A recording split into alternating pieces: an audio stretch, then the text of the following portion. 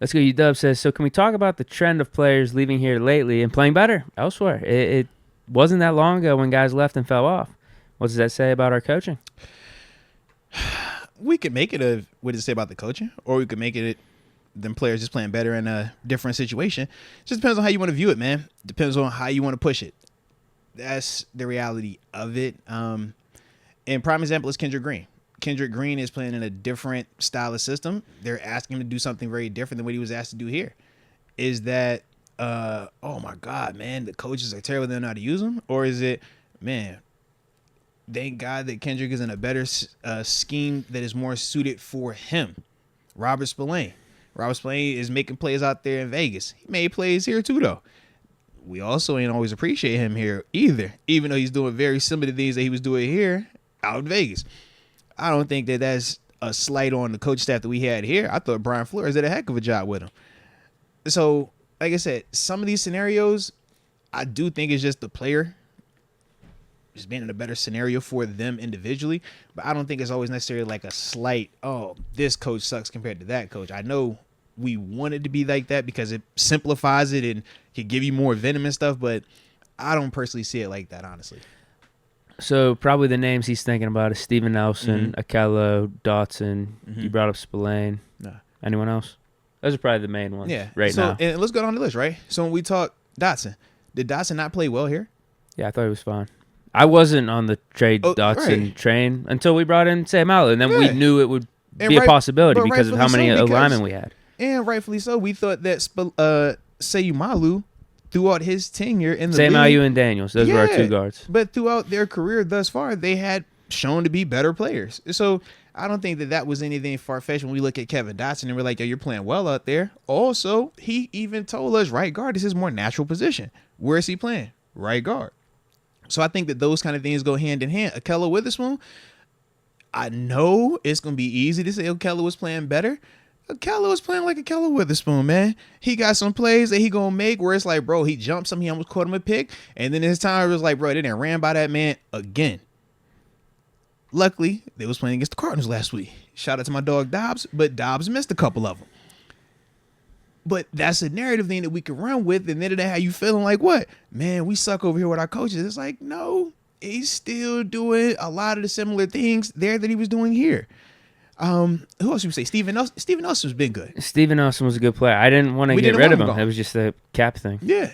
And that's kind of what we're trying to see with the Desmond King part where we're like, Steven Nelson, they wanted him here, but they needed to adjust that money, business side, and that was one of them casualties. So that does suck, but like I said, it's not the end of the world. I don't think it was this like god-awful decision.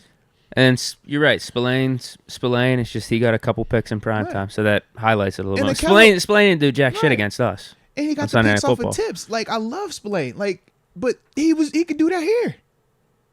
And then did Akello not get 4 picks and we pay him $4 million? So we acted as if Akello was like this god-awful bum player here, and now it's like he done turned the corner in L.A. and looks good. It's us getting rid of him was a no-brainer. We knew that was happening. Clear the cap space stage, though, because he was hurt so much last year, and when he was out there, he was getting cooked. Right, but the year prior to that, that was not the commentary on Akello. No, I thought he was solid. I wanted to bring him back. And that version of Akello looks like the Akello they got out there. To me, he just looks healthy. That's the only difference. He's healthy, but he's still Akello. He's a good player, not a great player. He's not a bad player. He's a good player. It's just looking like our signings this offseason are worse than we thought. I think because the optimism surrounding Patrick Peterson was so high. I think that was the big part. We knew Levi was going to be. Cam Sutton's another name. But we know Cam Sutton's good too. Maybe we just should have forked up the money. That's the conversation. The Cam Sutton is a different convo because that was do you want to pay him 10 plus? Yeah. And remember, we had that convo in here. You said you didn't want to pay him. I did not. Yeah. It was a little too high. So you get what you pay for. We went the $4 million route. That's a $10 million dude. Them different convos. We talked Bradbury. We say, yo, we're going to go get a Bradbury. Bradbury costs a little bit more. We don't want to spend that. So when we cut the corners over there, this is what you deal with, the inconsistency in stadium at times. Or you take the chance on the older veteran, Patrick Peterson, right? And hope that it ages more, in a slower fashion. But we know it's at least bringing in Pat P makes sense to develop a guy like JPJ. Because going into that draft, we knew we were going to take a corner in the Yeah. first or second round. And we thought we were going to have Corey Trice as another option as well. That's why we drafted him in the 7th. I didn't think Levi would be as bad as he's been this year. Yes and no. Our inside linebacker signings are nice, though. Take the good with the bad. I feel like inside linebackers have exceeded expectations. I think our corners, but it's hard to say corners plural because Levi was here last year and Levi looked good last year for us. But Levi was never a world beater either.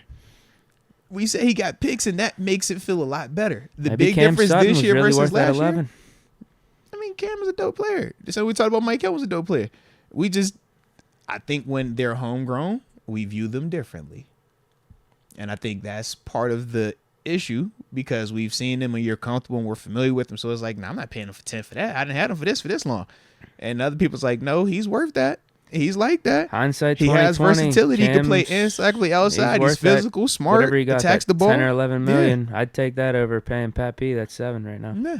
Hindsight 2020, but Yeah. But you mean we have Cam Sutton, Levi Wallace, and name-wise at the JBJ? I'd time- like that. Name-wise at the time, if I say Pat P versus Cam Sutton, everybody's like, yo, it's Pat P. Pat P coming off those 5 picks. Mhm. Thought he still had it.